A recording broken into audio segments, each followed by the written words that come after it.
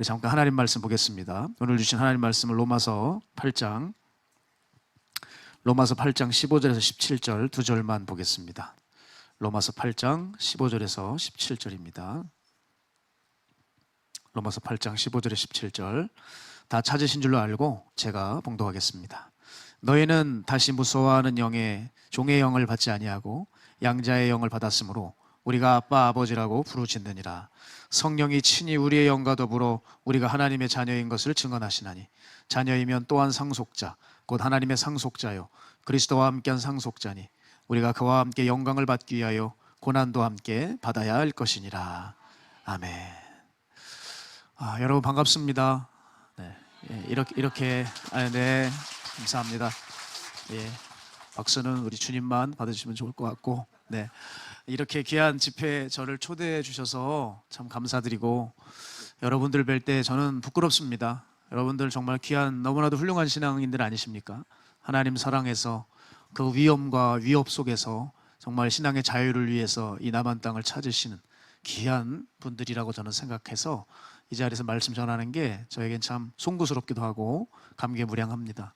또한 에스더 기도운동 본부는 우리 많은 기독교인들이 알듯이 정말 이 땅을 살리기 위한 수고의 정말 단체고 하나님의 기업입니다. 이곳에서 제가 단에 잠시라도 섬길 수 있다는 것이 참 기쁘게 생각하고 다시 한번 초대해 주셔서 감사합니다. 저는 이곳 가운데 주님께서 오늘 함께해 주시길 간절히 바라면서 저에게는 이런 명절만 되면 생각나는 지체들이 몇 있습니다. 제가 아까 오늘 나오셔서 기도해 주신 목사님도 말씀하셨지만 여러분도 마찬가지죠. 이 북녘 땅에 가족을 두고 오셔서 얼마나 마음이 힘드시겠습니까? 저도 명절만 되면 생각나는 지체들이 있는데 그 중에 한 사람이 있어요. 명절이 와도 오갈 곳이 없는 외로운 지체죠. 전직 조직폭력배였던 친구입니다. 그 친구는 어려서부터 길거리 인생이었기 때문에 부모가 없는 삶을 수십 년 살아왔어요. 조직에서도 나왔기 때문에 이제는 동료들도 떠난 탓에 홀로 그렇게 살아가죠. 그래서 이런 명절에는 무척 쓸쓸해하기 때문에 이번 명절에 그 친구와 함께 하기로 또 지금 저는 약속을 하고 나왔는데, 제가 이 친구 얘기를 서두로 좀 말씀을 열고자 합니다. 지금은 40대가 된 친구인데 수원의 아주 유명한 조직폭력배, 법무부에서 인정하는 조직폭력배입니다. 근데 저는 이 친구를 볼 때마다 안타까운 게 정상적인 가정에서만 자랐어도 절대 조직폭력배가 되지 않았습니다. 이 친구는 어려서 아버지의 사랑을 듬뿍 받았어요. 아버지는 막노동에서 일을 하시는 분이셨는데 항상 이제 일을 하러 나가실 때 아들을 무등을 태워서 나가는 거예요, 이 친구를. 그래서 아빠가 일하는 동안에 이 친구는 옆에서 흑장난을 하고 놀았습니다. 이렇게 아버지의 사랑을 듬뿍 전하면서 받고 자랐는데 아버지가 지병이 있었어요. 간경화로 그만 일찍이 그 어린 아들을 두고 소천하고 맙니다. 그리고 어머니가 재가를 하셨는데 하필 의붓아비가 알코올 중독자였어요. 그리고 밤낮 학대를 받기 시작합니다. 도대체 아이가 말을 안 들으면 얼마나 말을 안 들었다고. 안성이라고 하는 그곳에서, 저도 안성을 다녀와 봤지만 정말 추운 곳이더라고요. 아이를 홀딱 베껴서 그 추운 엄동설 안에 그 운동장에 눈이 쌓여 있으면 거기를 맨몸으로 구르게 하는 거예요, 초등학교 아이를. 그래 얼마나 고통스럽겠습니까? 그리고 뭔 또 말을 그렇게 안 들었다고, 얼마나 말을 안 들었겠어요. 자기가 그냥 술 취해서 하는 짓들이죠. 아이를 거꾸로 매달아 놓고, 카센터에 가면 자동차 배터리 튀기는 거 아시죠? 이걸로 아이 몸을 지지는 거예요. 그러니 얼마나 고통스러워하고 차라리 죽는 게 낫겠다고 하는 어려움을 겪었죠. 그리고 너 같은 놈은 진짜 죽어버리라고 하면서 굶겨 죽이려고 집에 있는 뒤에 창고에다가 3일을 가다 두었습니다. 그러니 이제 굶어 죽으라는 거죠. 정말 자기는 죽는 거였대요. 근데 이상한 일이 벌어졌답니다. 분명히 그 창고의 그 뒷문은 밖에서 잠그는 거기 때문에 열릴 수가 없는데 이상하게 문이 열렸더래요. 그래서 하루가 지나서 이틀째 문이 열려 거기 문을 열고 재빨리 빠져나와서 그때부터 가출해서 길거리 인생이 되기 시작한 겁니다. 근데 먹을 게 있습니까? 이제 집 떠났으니 가진 건 칼밖에 없어요. 칼로 이제 친구들, 사람들 협박하면서 돈 뺏어서 그걸로 그냥 먹고 살면서 인생을 간간히 그렇게 때우고 살았던 겁니다. 그리고 그 아이는 마음에 분노가 가시지 않아 한 가지 꿈을 품습니다. 나는 조직폭력배가 될 것이다. 난 조폭 두목이 돼서 힘을 키워 저 의붓아비 저 새끼 죽여버릴 거라고. 그 꿈 때문에 그 분노 때문에 그 조직폭력배라는 꿈을 꾸게 된 겁니다. 꿈은 현실이 됐어요. 정말 조폭이 되었고 뼛속까지 깡패, 칼잡이입니다. 그래서 신문에 보면은 수원의 강모 씨 하면은 대부분 그 친구예요. 그 정도로 알아주는 깡패가 되었는데, 이 친구가 근데 어느 날인가 조직 생활에 염증을 느끼기 시작했고, 그러면서 저와 만나게 되었고, 처음 제게 왔을 때 얼굴을 봤는데 흑빛이에요. 어쩜 입술도 그렇게 검은색이에요. 아주 차갑고 뻣뻣하게 이를 데 없는 아이였습니다. 처음에 복음을 넣어주려고 했는데 복음이 들어갈 수가 있습니까? 근데 결과적으로 이 친구가 마음의 문을 열기 시작했어요. 마음의 문을. 그런데 여러분, 그 마음의 문을 연 건 뭔지 아십니까? 성경을 제가 창세기부터 가르친 적 단 한 번도 없고, 예수 그리스도의 복음에 대해서 자세히 설명해 준 적도 없어요. 조직 생활에 염증을 느끼고 힘들어할 때 저는 뭘 했는 줄 압니까? 벗이 돼 주었어요. 외롭고 고민스러울 때 벗이 돼 주고, 그 삶이 의미 있고 행복한 삶이 아니라 하나님을 만나는 삶이 행복한 삶이라는 것을 넌지시 알려주고, 그 친구의 삶 가운데 늘 함께 했습니다. 제 목회는 잠시 접어두고 한 영혼을 살리기 위해서 같이 있어주고 먹고 마시고 함께 시간을 보냈어요. 그 친구는 결과적으로 마음의 문을 열었습니다. 그 친구의 마음의 문을 연 거는 어떤 특별한 잔소리나 교육이 아니었고 바로 사랑이었어요. 관심과 사랑. 저는 사람을 변화시키는 것은 바로 이 사랑에 있다고 저는 굳게 믿어요. 자신을 사랑해 주었다는 그 이유 하나가 그가 가지고 있는 모든 것을 다 버렸어요. 사랑은 정말 큰 능력이에요.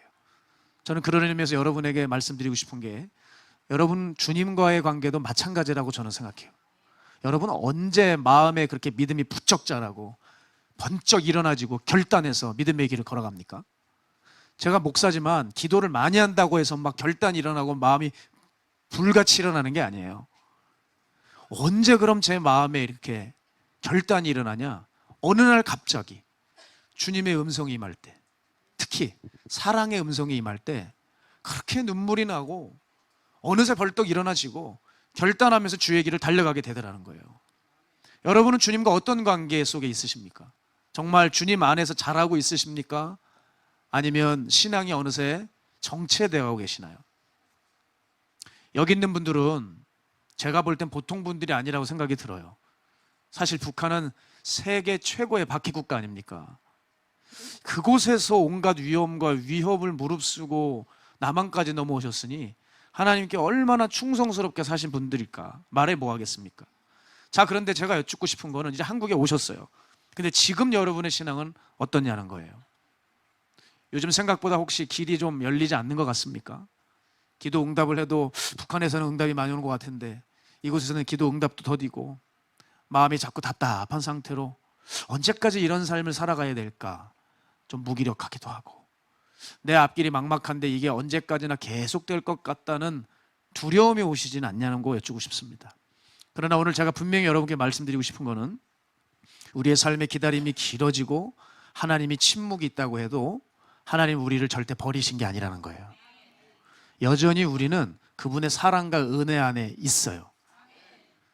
저도 최근에 이 기다림과 답답한 시간 속을 살아갔습니다.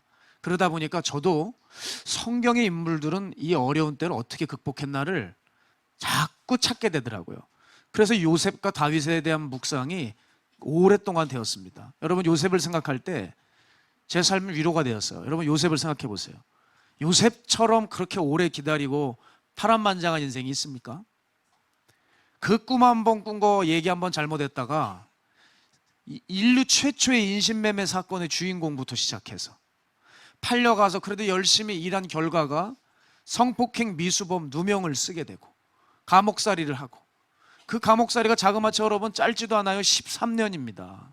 그 13년 동안 그러고 살았어요. 다윗은 어떻습니까? 사무엘이 와서 기름을 부었는데 여러분, 무슨 세상에 그런 기름이 어디 있어요? 그 기름을 붓자마자부터 어려워지기 시작해요.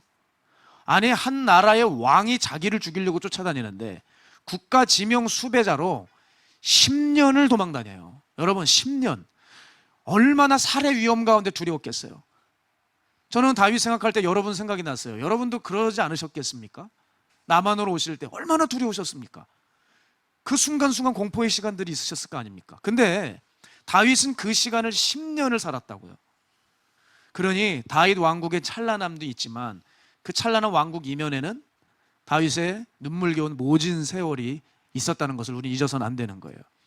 그럼 다윗은 이 어려울 때 하나님이 나를 버렸구나라고 생각이 들 때도 있지 않았겠어요? 그런데 어떡합니까? 다윗은 거기서 머무르지 않았죠. 거기서 머무르지 않고 진실을 깨닫게 돼요.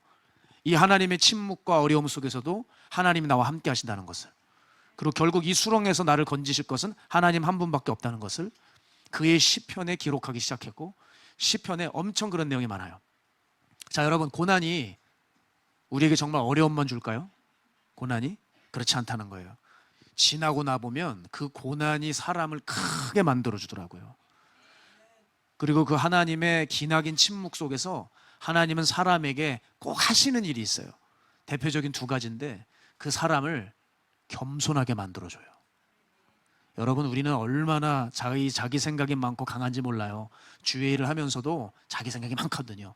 그런데 그 고통 속에서 자기 생각을 꺾게 해주시고 하나님을 의지할 수 있는 겸손을 배우게 해주세요.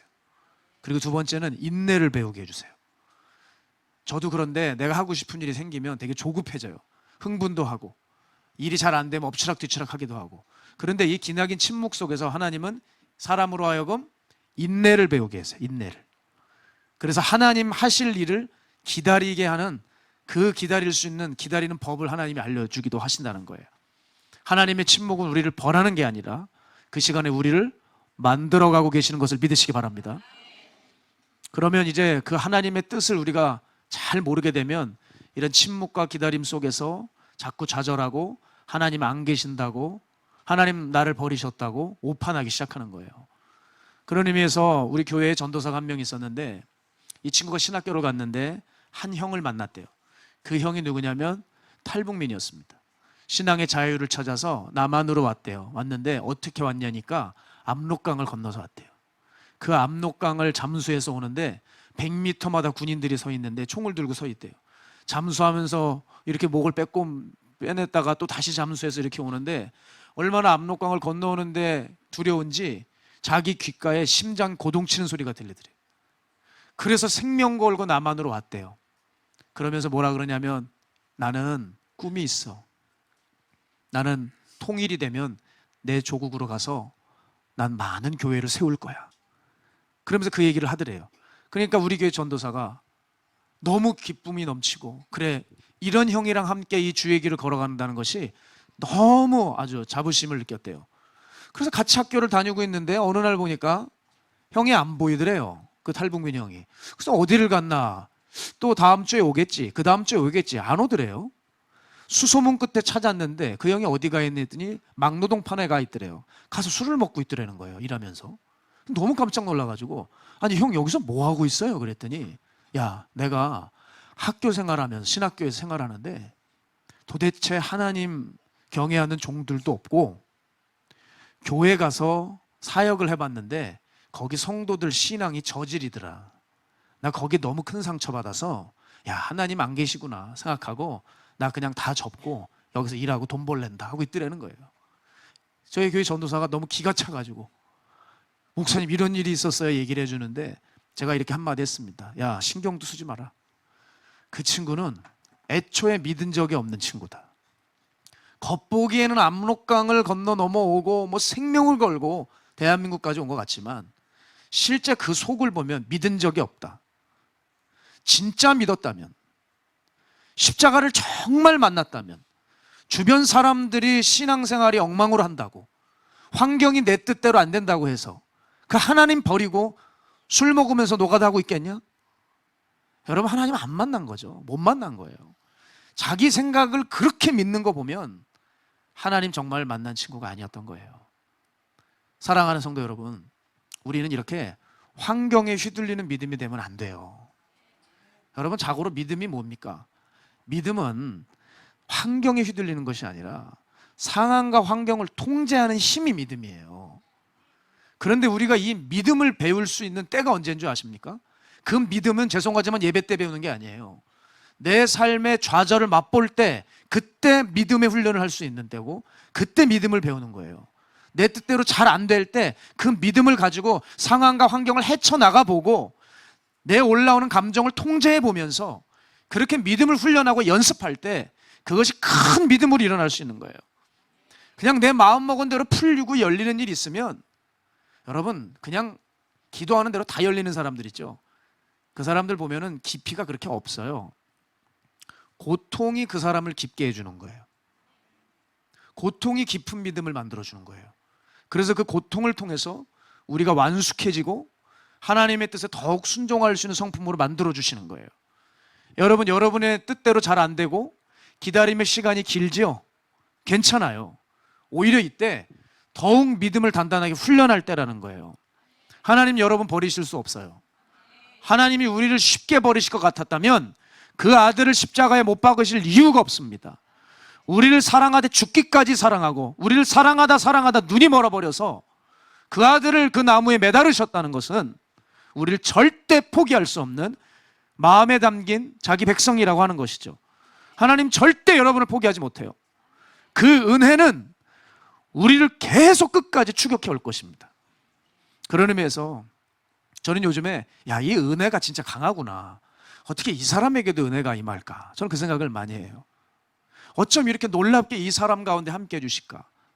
제가 마가의 다락방교회 부임하기 전에 그 지난 교회에 있을 때 어떤 한 성도님이 계십니다. 아내분은 믿음이 너무 좋아요. 남편 걱정이 많고 항상 저희 기도 부탁을 하죠. 근데 이 남편을 보면 신학을 공부하셨어도 이 믿음이 잘 들어가질 않아요. 또 신학을 하다가 전도사 일을 하다가 뭐가 잘 안 됐는지 관두고 일반 직장인이 되었어요. 그럼 적어도 하나님을 알고 공부를 했으면 믿음이 있는 삶을 살아가야 될 텐데 현실은 그렇지 못했던 것 같아요. 예배를 드려도 천국 지옥 복음을 전해도 뭔가 뜨뜻미지근하고 얼굴이 이렇게 흑함이에요. 그런데 참 신기한 게 있어요. 제가 마가의 다락방교회로 부임을 하게 됐는데 이분이 안 올 줄 알았는데 따라왔어요. 따라와가지고 예배를 드리는데 예배는 드려요. 그런데 크게 달라지는 게 없는 거예요. 그런데 어느 날이었어요. 청천벽력 같은 얘기를 들었어요. 암에 걸렸고 암이 퍼져버렸습니다. 여러분, 그런데 이게 은혜였어요. 저는 목회하면서 암 걸리고 치유된 사람들 많이 봤잖아요. 그런데 이분을 보고 제가 놀란 건 뭐냐면 참 이런 경우는 특이한 것 같아요. 여러분, 어떻게 암이 걸리자마자 그때부터 얼굴이 천사같이 되죠? 아니, 암이 왔으면 죽어가야 되잖아요. 암이 왔을 때부터 얼굴이 환해지고 펴지고 흑암이 떠나가고 어린아이 같은 천사 같은 얼굴이 돼요. 그리고 뭐라 그러는지 알아요? 목사님, 죽음이 두렵지 않대요. 이건 진짜 기적 아닙니까? 여러분, 이거 기적이에요. 암이 낫는 것보다 나 이제 죽어도 내가 죽음이 두렵지 않다는, 이건 정말 기적이에요. 예배를 드리고 안수해드릴 때마다 그렇게 뜨거운 눈물을 흘리고 얼굴은 어린아이처럼 환해지고 어쩜 그렇게 이렇게 잘생긴 얼굴이셨나 생각이 들 정도예요. 몇 주 전이었습니다. 목사님, 암이 다 사라졌답니다. 그러더라고요. 암까지 다 사라졌어. 이제 찌꺼지 몇 개 남아 이거 그냥 처리하고 있대요. 의사는 기적이라고 한대요. 이미 전이가 됐는데 암이 그렇게 다 줄고 사라졌다는 거예요. 여러분, 하나님의 은혜는 정말 놀랍지 않아요? 저는 정말 예상하지 못했거든요. 하나님이 한 사람을 살리시고 회복시키는데 이런 방식을 통해서 하나님이 살리셔요. 그러니 여러분, 내 삶에 아무것도 느껴지지 않고 앞길이 캄캄한 것 같아도 두려워하지 마세요. 두려워하지 마세요. 우리는 이미 주님의 은혜 안에 있어요. 자, 그런 의미에서 디모데후서 1장 7절 우리 함께 읽어볼까요? 시작. 하나님이 우리에게 주신 것은 두려운 마음이 아니요 오직 능력과 사랑과 절제하는 마음이니. 로마서 8장 15절 보면 너희는 다시 무서워하는 종의 영에 받지 아니하고 양자의 영을 받았으므로 우리가 아빠 아버지라고 부르짖느니라. 아멘. 저는 여러분 요즘에 하나님의 능력을 경험해요. 특별히 언제인 줄 아세요? 예배 때요. 참 예배는 능력인 것 같아요. 저는 오늘도 그 예배의 능력이 이곳에 부어지길 기도하고 왔어요. 물론 지금 제가 설교하는 타임이 별로 좋지 않아요. 식사하시고 상당히 피곤할 때예요. 그죠? 저도 최대한 이제 설명을 하지 않고 좀 그냥 따끈따끈한 얘기는 하다가 그럼 갔으면 좋겠지만 주님은 자꾸 여러분에게 이 말씀을 주시는데 어떻게 해요? 저도 고민하고 왔지만 잘 들어보세요. 빨리 끝내볼게요. 1시간 주셨지만 50분에 끝낼게요. 타임이 안 좋아요. 지금 가장 노근노근할 때입니다. 네. 저는 근데 참 이 예배 때 하나님의 일하심을 제가 느껴요. 왜냐면요, 분명히 예배당 들어갈 땐 죽어갔던 사람인데 예배 마치고 나오면 눈물을 흘리고 달라져 있어요. 요즘 이런 일이 너무 많이 일어나니까 이게 정말 예배가 능력은 능력이구나. 여러분은 어떤 연유로 여기 나오셨는지 모르겠지만, 우리 교수님 때문에 나오셨는지, 누가 지금 또 등 떠밀려서 나왔는지 모르겠지만, 여기 지금 하나님 역사하십니다. 저는 오늘 이 집회를 통해서 또 누군가는 또 바뀌고 또 달라질 거라고 저는 생각해요. 왜냐하면 하나님이 저의 삶에 계속 그걸 주세요. 계속 주세요. 최근에도 저희 교회 이롬 아시죠? 이롬이라는 회사 부회장님이 저희 교회 등록을 하셔 다니시는데, 이분이 뭐 여러 가지 교회 사역도 많고 뭐 사업도 많고 일도 많고 하다 보니까 예배를 그렇게 열심히 드리셨던 것 같지는 않아요. 그런데 고민하시다가 이제 다락방 교회에 등록을 하셨는데, 처음에 뵀을 때 첫 느낌을 말씀드리면 키도 엄청 크시고 한 185는 돼 보신 것 같고, 근데 아주 차갑고 배움은 많으신데 좀 이렇게 차가운 분 같아 보였어요. 그런데 이분도 주님의 은혜를 맛보자 어떻게 되냐, 사람이 너무 부드러워지는 거예요. 어떻게 이렇게 될 수가 있을까? 예배만 마치면 눈이 충혈이 돼서 나오시고, 끝날 때마다 그 두 부부가 예배 마치고 나오면 꼭 기도해달라고 그러고 안수해드리고, 그리고 이번 주에 또 안수해드리는데 뭐라 그러냐면 요즘에 체험을 하시는 모양이에요. 이렇게 머리가 뜨겁다고 하시면서 하나님께서 함께 해주신다고 하는 고백을 하면서 이렇게 또 가시는 모습을 볼 때 참 놀라운 게 뭐냐면, 주님의 손길이 닿으면 이상하게 변해요. 그렇게 변화되라고 온갖 난리를 쳐도 변하지 않다가 주님이 이렇게 가서 한번 마음을 터치만 해주시면 사람이 어쩜 그렇게 바뀌는지 모르겠어요. 삭개오 보세요. 그 세리장, 자기밖에 몰랐던 사람 아닙니까? 근데 삭개오가 변하게 된 계기가 있어요. 주님의 사랑의 음성 딱 한마디였잖아요. 삭개오야, 삭개오야, 내려와라. 내가 내 집에 유하여야겠다. 그 한 말씀에 삭개오는 그 모든 것을 다 버리고 주님을 선택해요. 여러분, 이 사랑 때문에 변화가 일어나는 거죠. 사랑이 사람을 변화시키는 거지, 매가 무서워서 잠깐 이렇게 행동을 고치는 거는 그건 온전한 신앙이 아닙니다. 여러분, 천국과 지옥은 아주 중요한 기독교의 복음의 진리입니다. 그러나 여러분 기억하셔야 됩니다. 지옥이 너무 무서워서 억지로 순종해서는 안 되고, 주님을 사랑해서 순종하고 주님을 닮아가려고 해야 되는 것이 옳은 겁니다.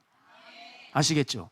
지옥 복음은 너무 중요해요. 저도 수년간 그것만 전하고 있지만, 그게 무서워서 벌벌벌 떨어서는 안 되고, 정말 그 주님을 사랑하고 그 나라가 사모가 돼서 정말 그 주님을 닮아가는 순종의 발걸음이 있어야 된다고 저는 믿어요. 사랑이 사람을 변화시켜요. 사랑이. 저도 그런 경험이 있습니다. 제가 어렸을 때 집 앞에 잔디밭에 축구를 친구들과 많이 했는데, 어떤 친구가 패스를 딱 주는데 제가 그걸 뻥 찼는데 그만 그게 바로 앞에 집 앞 유리창을 깨버렸어요. 쨍그랑 소리가 나는 순간 여러분, 저도 사람인지라 어쩜 그렇게 믿음이 있고 없고 주님이 계시고 소용이 없더라고요. 창문이 깨지자마자 이렇게 돌아서 가지고 집으로 뛰어들어가는데 바로 앞이었거든요. 창문을 열고 어떻게 하냐. 역시 그 집이 잘못 걸렸어요. 그 아줌마 진짜 헐크 무서운 아줌마거든요. 어떤 새끼야 이러면서 이제 막 문을 여는데 친구들이 다 얼어가지고 저 새끼래요. 그래가지고 큰일 났다 그러는데, 사실 저 새끼고 뭔 새끼고 그걸 떠나서 제 마음에 창문이 깨지자마자 무슨 생각이 드냐면, 나 이제 엄마한테 죽었다. 나 진짜 어떡하냐. 아직 이게 보통 깨진 게 아니에요. 어떡하지? 그런데 어머니가 그 소식을 듣게 되셨어요. 근데 아무 소리 안 하고 돈 물어주시더라고요. 또 이런 일이 있었어요. 제가 소위 땡땡이라고 하죠. 학원에 가기가 너무 싫어서 땡땡이를 쳤어요. 그리고 초등학교 운동장에서 흙장난하고 놀고 있었는데 학원에서 전화가 온 거예요. 얘가 안 왔다고. 그러니까 어머니가 동네방네를, 제가 외동아들이에요. 제가 형제가 없습니다. 얼마나 귀하겠어요 제가. 엄청 뭘 찌찌찌시 외동아들이 찌찌찌십니까? 그러니 어머니가 얼마나 놀랬겠어요. 애가 학원에 안 가고 어디 사라졌으니까. 열심히 막 찾는데 애가 안 보여요. 초등학교 운동장에 올라갔어요. 초등학교까지 혹시나 해서 그 반에 가본 겁니다. 저기 운동장 끝에 자기 아들이랑 비슷한 애가 있는 것 같은데 그냥 달려가면서 진혁아 진혁아 부르는데 엄마인 걸 알면서도 걸린 거야. 이제 쳐다보지도 않게 되잖아요. 어떡하지 이러고 있는데 어머니가 저를 딱 붙더니 집에 가자 그러더라고요. 그러고 가는데 유독 이상하게 우리 어머니 뒷모습이 그렇게 쓸쓸해 보이더라고요. 그러면서 긴장이 됐어요. 집에 들어갔습니다. 아, 이제 진짜 혼나겠지. 근데 딱 한 말씀을 하시더라고요. 얼른 씻고 나와. 씻고 나왔는데 밥상에 차려져 있고 거기 제가 제일 좋아했던 돈가스가 올라와 있는 거예요. 그리고 어머니는 아무 말씀을 하지 않으셨어요. 저는 돈가스를 먹으면서 이게 뭐지? 어렸을 때 생각했어요. 근데 이상한 마음이 하나 들어요. 내가 이제 다시는 학원 땡땡이 치지 않을 거야. 나 이제 정말 열심히 공부할 거야. 내가 다시는 엄마 마음 힘들게 하지 않을 거야. 그 마음이 올라오더라고요. 혼이 날 줄 알았는데, 매가 올 줄 알았는데 용서와 사랑이 오니까 마음에서 결단이 올라오고 사람이 바뀌었어요. 제가 그때 철이 들었거든요. 그런 의미에서 제가 참 좋아하는 말이 있어요. 본회포 목사님의 말씀인데, 여러분 본회포 목사님이 어떤 분인지 잘 아시죠? 나치 정권에 저항하시다 순교하신 분이잖아요.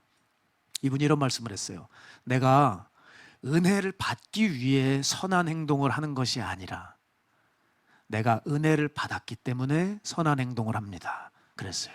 다시요. 내가 은혜를 받기 위해서 선한 행동을 하는 것이 아니라 내가 은혜를 받았기 때문에 선한 행동을 합니다. 이 순서를 바꾸면 안 돼요. 우리가 예수님을 사랑한 것 같잖아요. 그러나 그 전에 주께서 우리를 넘치는 사랑으로 사랑해 주셨고, 내가 주님께 뭔가 해드린 것 같잖아요.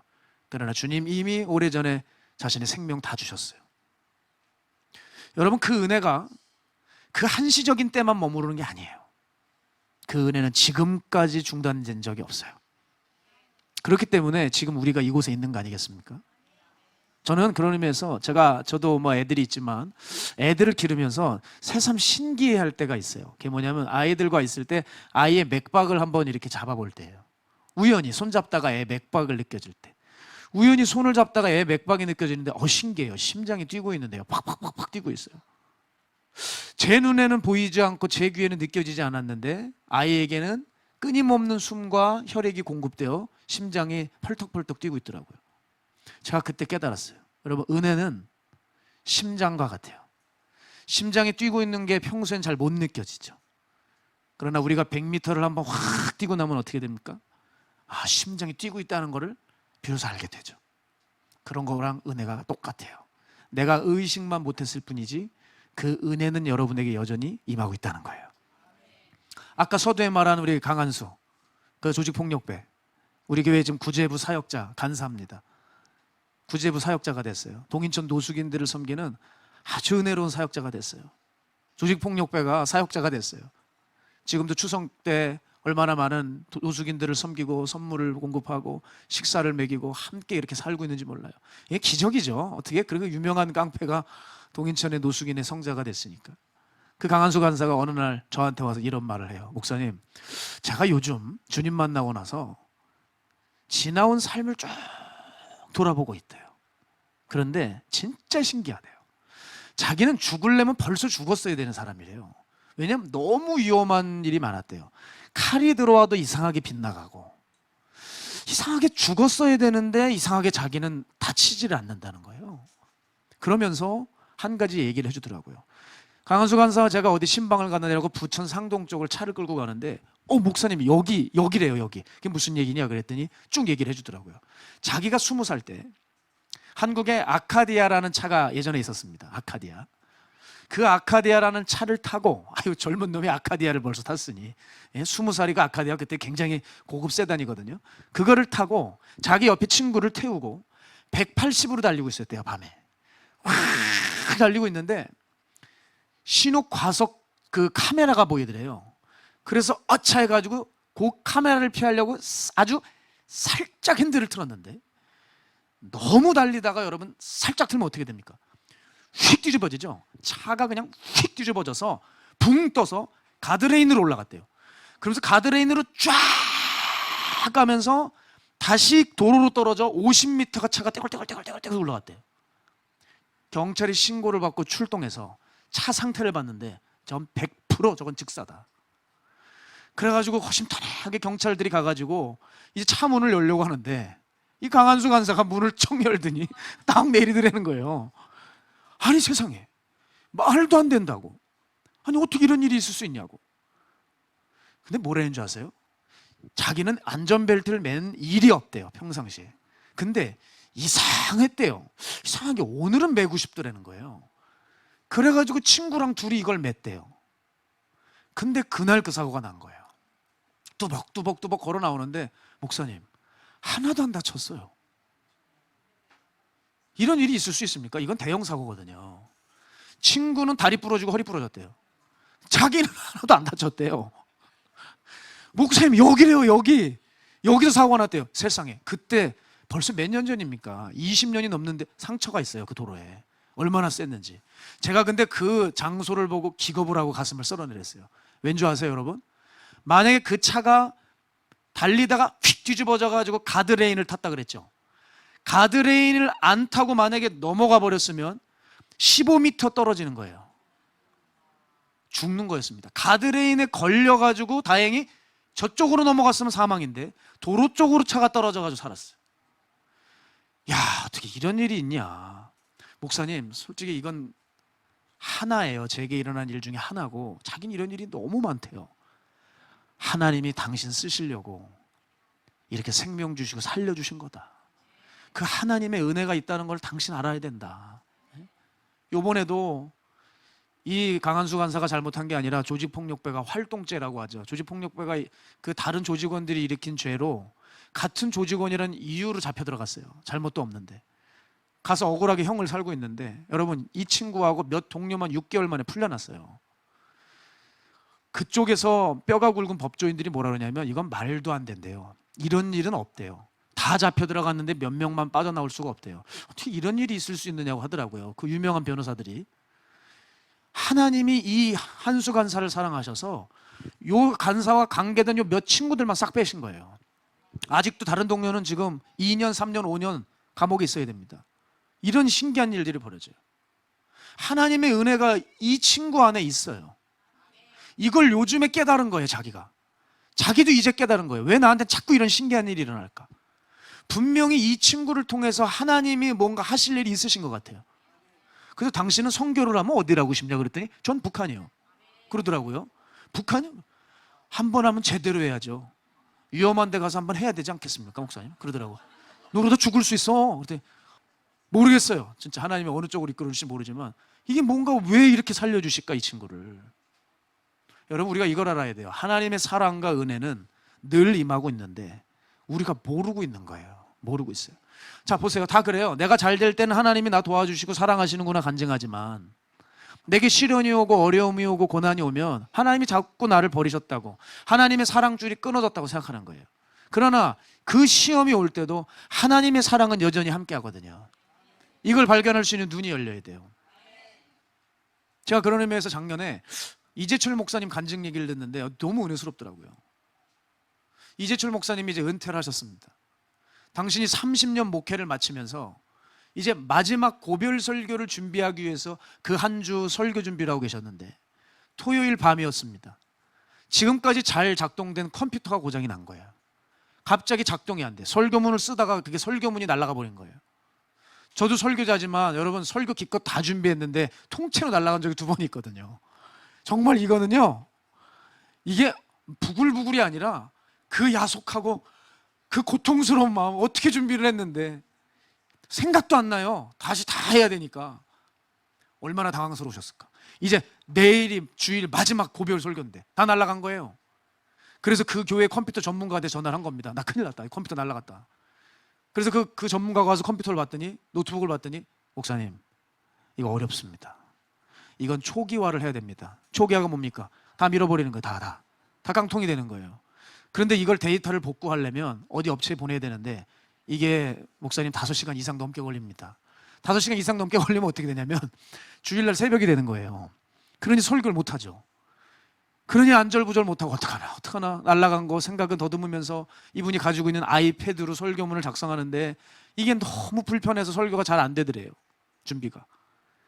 그러다가 아이패드 설교를 작성하다가 딱 관두고 망가진 노트북을 딱 보면서 이재철 목사님이 이렇게 기도하기 시작했대요. 주님, 하나님이, 그러니까 이런 생각을 하셨대요. 하나님이 나를 아시는데 내가 30년 동안 주의 종으로 어떻게 살아오고 주님께 충성한지 주님이 아시는데, 나 내일 고별 설교 마지막 설교인데 설교문 다 날라게 하겠어? 끝장나게 하실까? 하나님이 분명히 함께 하실 걸 믿고 그 노트북에 손을 얹으셨대요. 그리고 기도했대요. 주님 아시지요? 제가 이거 다시 펴니다. 이 노트북으로 내일 내 퇴임 설교, 고별 설교 마무리되게 해주시옵소서. 그러면서 노트북을 열고 전원을 눌렀는데 부팅이 되더라는 거예요. 이게 돌아오더래요. 그래가지고 그 컴퓨터 전문가한테 전화를 했대요. 저기 이거 믿으실지 모르겠지만 제가 손 얹고 노트북에 기도했더니 제대로 돌아왔습니다. 그랬더니 오 할렐루야, 목사님이 놀라운 일이라고. 그때 이재철 목사님이 간증하시더라고요. 그날 제 노트북의 해프닝은 단순한 해프닝이 아니라 주님이 저를 향한 주님의 사랑의 메시지였습니다. 그러더라고요. 제철아, 내가 너 30년 동안 이렇게 사랑했어. 내가 너와 이렇게 함께 해주었어. 내가 너 이렇게 사랑했어. 그 메시지로 들렸대요. 그날 얼마나 눈물을 흘리시면서 그렇구나, 주님이 나를 30년 동안 이렇게 사랑해 주셨기 때문에 내가 그 주의 사랑에 힘입어서 내가 목회했구나, 그 사랑 받아서 내가 교인들을 이렇게 사랑했구나, 그러셨다는 거예요. 사랑하는 여러분, 오늘 주님께서 이 집회가 이런 집회였으면 좋겠어요. 아무개야, 내가 너 수년 동안 내가 너 이렇게 사랑했어. 내가 너와 이렇게 함께했어. 내가 너에게 줬던 은혜를 한번 기억해 보길 바래. 내가 너 이렇게 사랑했어. 여러분, 사람들은 시험이 좀 오래되고 고통이 심할수록 하나님의 사랑에 대해서 자꾸 의심하는 경향이 있어요. 그러나 하나님은요, 모든 터널에는 끝이 있게 만들어 놓으셨어요. 여러분, 모든 터널에는 끝이 있습니다. 영원한 터널은 없습니다. 영원한 좌절과 슬픔은 없습니다.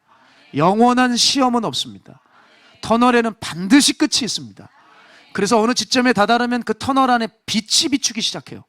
여러분, 그때까지 인내하고 참으셔야 됩니다. 물이 100도에 끓듯이 99도까지 힘들고 어려울 수 있어요. 그런데 인내로 참아서 99도 임계점을 넘어가면 물이 끓어버리듯이 그 터널이 끝도 안 보이지만 그 어느 지점을 넘어가면 빛이 보이기 시작해요. 사랑하는 여러분, 인내로서 여러분의 지금의 삶의 모든 일들을, 이 경주를 완주하셨으면 좋겠어요. 그러니 하나님 섣불리 의심하지 마시고 하나님 앞지르지 마시고 하나님의 때를 우리는 기다려야 될 겁니다. 이사야서 55장 8절에서 9절 보면, 이는 내 생각이 너희의 생각과 다르며, 함께 읽을까요? 내 길은 너희의 길과 다름이니라. 여호와의 말씀이니라. 이는 하늘이 땅보다 높음같이 내 길은 너희의 길보다 높으며 내 생각은 너희의 생각보다 높음이니라. 아멘. 여러분, 욥을 보세요. 이렇게 충성스럽게 살았는데도 시험이 찾아왔어요. 그때 욥이 뭐라 그러죠? 주신 분도 여호와시오, 거둔가신 분도 여호와시니 여호와의 이름이 찬송을 받을지어다 하시잖아요. 여러분, 욥이 왜 이 고백을 할 수 있는 줄 아세요? 욥이 평소에 늘 그 하나님의 사랑을 믿었기 때문입니다. 여러분, 저는 이게 정말 중요하다고 생각해요. 어떤 상황이 와도 그 하나님을 믿어드리는 거예요. 믿어드리는 거. 그런 의미에서 제가 맹수에게서 배운 적이 있어요. 여러분, 이 털 있는 짐승 있잖아요. 털 있는 짐승이 진짜 두려워하는 게 뭔지 아세요? 불이에요. 불. 그렇죠, 불이에요. 잘 아시는 분들 계시네요. 왜냐하면 불이 붙었다 하면 그냥 끝나니까. 털이 많은 짐승들은 불 붙었다 그냥 타 죽으니까 불을 본능적으로 무서워하는 거예요. 그런데 여러분, 동물원 같은 데 보면 이 불 붙은 원을 호랑이나 사자들이 막 껑충껑충 뛰어넘잖아요. 그럼 우리는 어떤 생각이 들죠? 야, 저 조련사 되게 훌륭하다.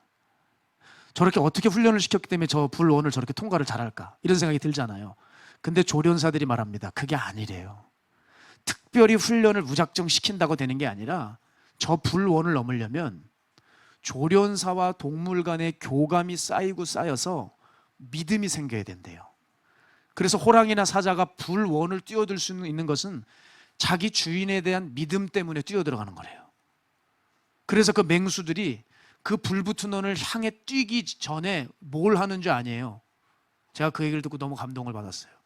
자기 주인이 저기 서 있는데 그 주인의 눈을 바라본대요, 맹수들이. 그 주인의 눈을 바라보고 그리고 믿고 어느 순간이 되면 달려가기 시작한대요. 그리고 불붙은 오늘 휙휙 뛰어들어간대요. 여러분 정말 은혜가 되었어요.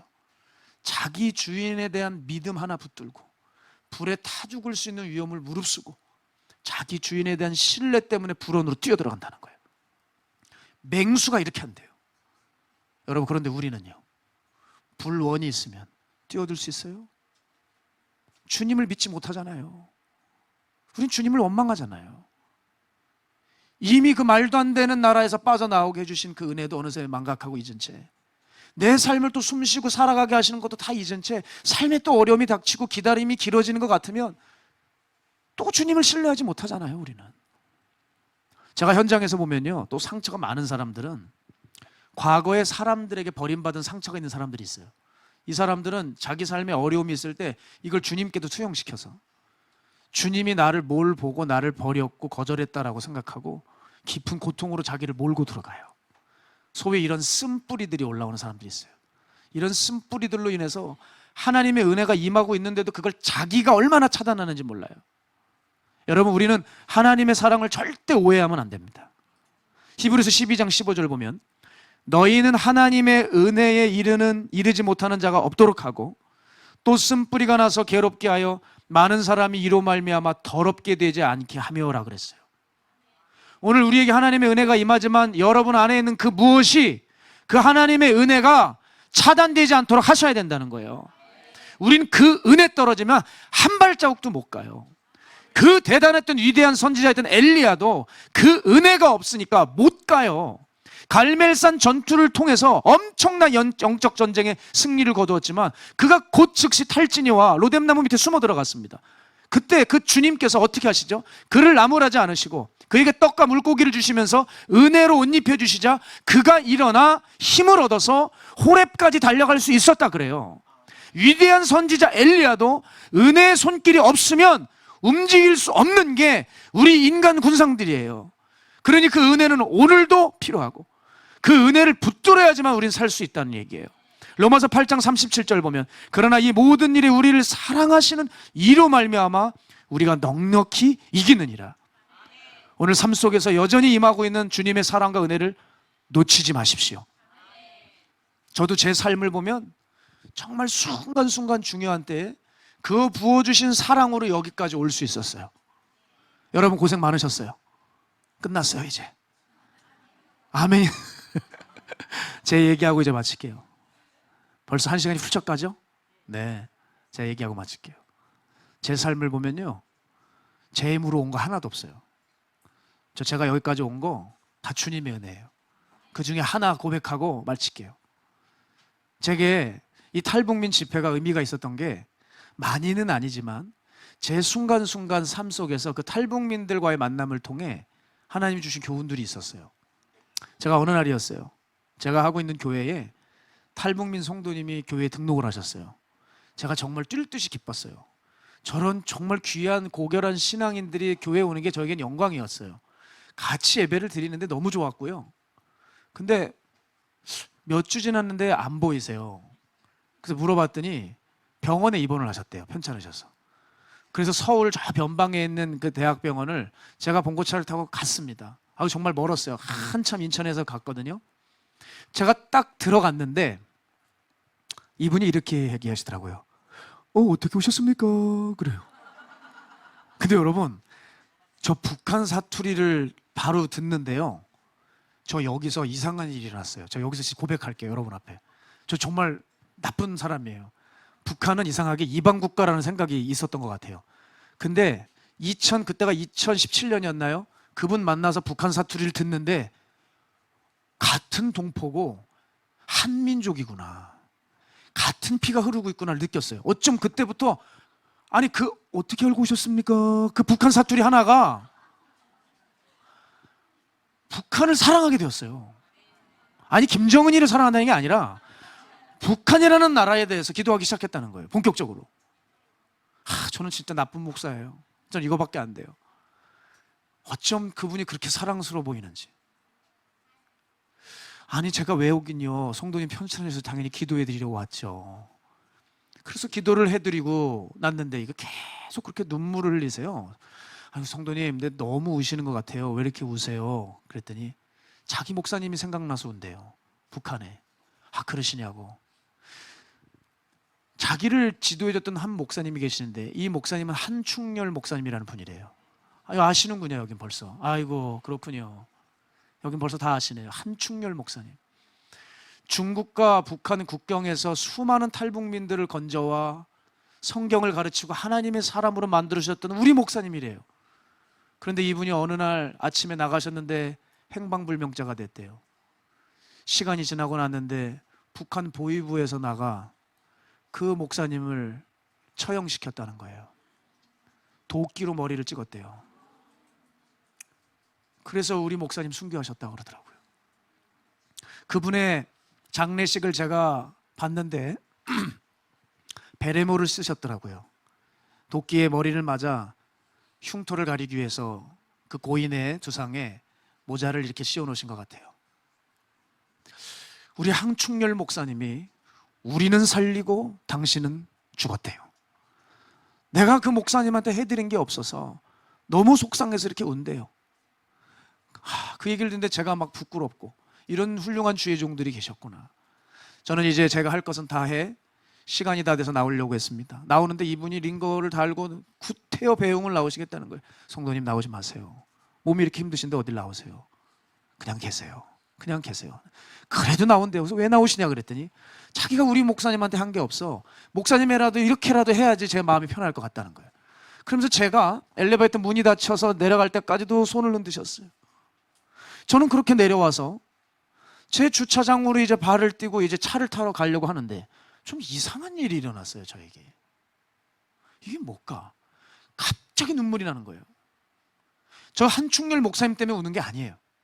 두고 온 저분이 불쌍해서 우는 게 아니고 왜 우는지를 모르겠어요. 그냥 은혜가 쏟아지면서 눈물이 너무나 눈을 이렇게 훔치고 있는데 사람들이 저를 보면서 시끄럽게 쳐다봐요. 왜 울까? 고개를 푹 숙이고 주님, 나 왜 울죠? 주님, 나 이거 왜 울어요? 하면서 부끄러워가지고 얼른 제가 있는 봉고차로 뛰기 시작했습니다. 그리고 얼른 문을 열고 차에 딱 타 문을 닫았습니다.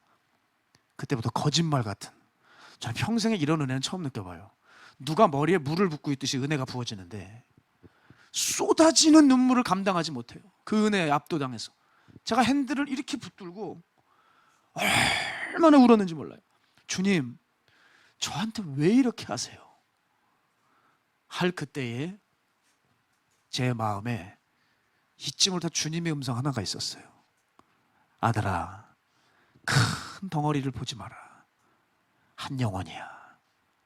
한 영혼이야. 그 말씀을 하시더라고요.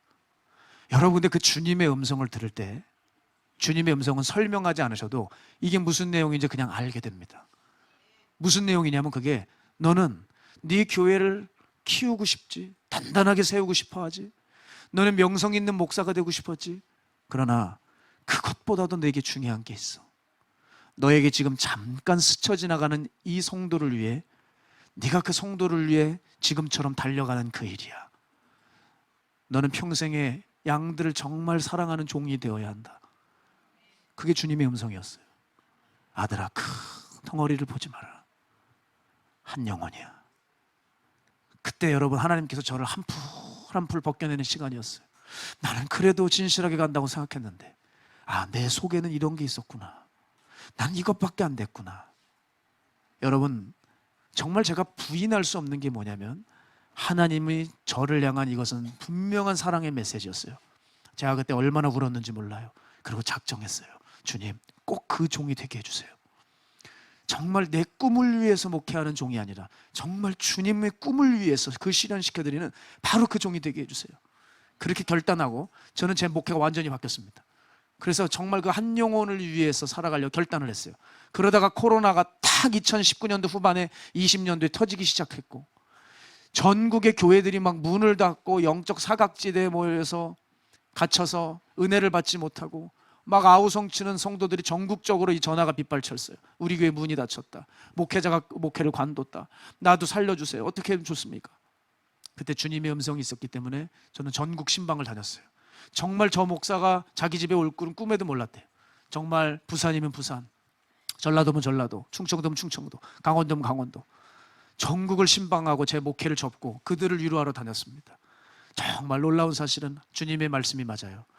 제가 어디를 가든 꼭 예배해 주신 한 영혼들이 있어요. 저는 이곳에서 올 때도 그 마음으로 왔거든요. 모두가 다 은혜 받은 것, 그건 꿈 같은 이야기지만 분명히 어느 누군가에게는 지금 하나님이 말씀하고 계시고 그를 만지시고 회복하신다는, 저는 그 믿음이 있어요. 여러분, 저는 그 마음을 받고 그 말씀 받고 지금까지 그렇게 살아가려고 애를 쓰고 있어요. 저는 그 은혜와 사랑의 메시지 없었다면 전 지금 없어요. 전 여기 서 있지 못했을 거예요. 사랑하는 여러분, 이제 말씀을 정리하고 싶은데요, 따라서 우리가 어느새 잊혀져 버리고 있던 주님의 은혜를 빨리 끄집어내야 됩니다. 그 은혜를 가로막고 있는 게 내 상처일 수도 있고 아픔일 수도 있고 또한 그게 사역일 수도 있어요. 일하고 있다가 주님의 은혜를 놓치는 경우도 있더라고요. 그렇게 굳어진 마음들이 있을 겁니다. 이 굳어진 마음들을 빨리 깨 부셔야 됩니다. 예수님께서 에베소 교회를 향해서 다급하게 말씀하셨던 것이 뭡니까? 너희들에게 충성과 순종이 없었던 게 아니야. 충성과 순종이 있었지만 너에게 정말 중요한 게 지금 빠져 있다는 거예요. 뭐예요? 처음 사랑을 잃어갔다는 거예요. 그러니 처음 행위를 가지라고 주님께서 다급하게 에베소 교회를 말씀하셨던 것처럼 우리 처음 마음으로 주님 앞에 기도했던 그때로 돌아가야 됩니다. 처음에 한국으로 나오셨을 때 여러분 얼마나 눈물의 감격의 예배를 드리셨어요. 그 눈물의 감격의 예배 우리 다시 드리자는 거예요. 여러분의 삶이 조금 어려움이 있을지라도 예배가 그것 때문에 막혀서는 안 돼요. 터널에는 반드시 끝이 있어요. 잠시예요. 여러분, 그 터널도 잠시예요. 잠시 내 삶에 찾아온 장애와 시련으로 인해서 그 불원을 못 가고 있으면 안 돼요. 오히려 그 맹수와 같이 주님을 신뢰함으로 우리 안에 당면해 있는 불원을 훌쩍훌쩍 주님 의지하면서 뛰어넘어가시기를 바랍니다. 그렇게 오늘 주께서 여러분 결단하는 마음에 다시 은혜를 부어주실 줄 믿습니다. 오늘 이 집회를 통해서 다시 회복되어 돌이킨 우리 마음에 주의 사랑을 다시 부으셔서 우리에게 맡겨주신, 그리고 앞으로 맡겨주실 그 사명을 온전히 감당하시는 우리 귀한 성도 여러분 되시기를, 또 앞으로도 정말 이 한국교회를 살리고 이 나라를 살리는데 앞장서실 에스더 기도운동본부가 사명을 감당하실 수 있도록 우리 주님이 사랑과 은혜를 늘 부어주시길 주님의 이름으로 축복합니다.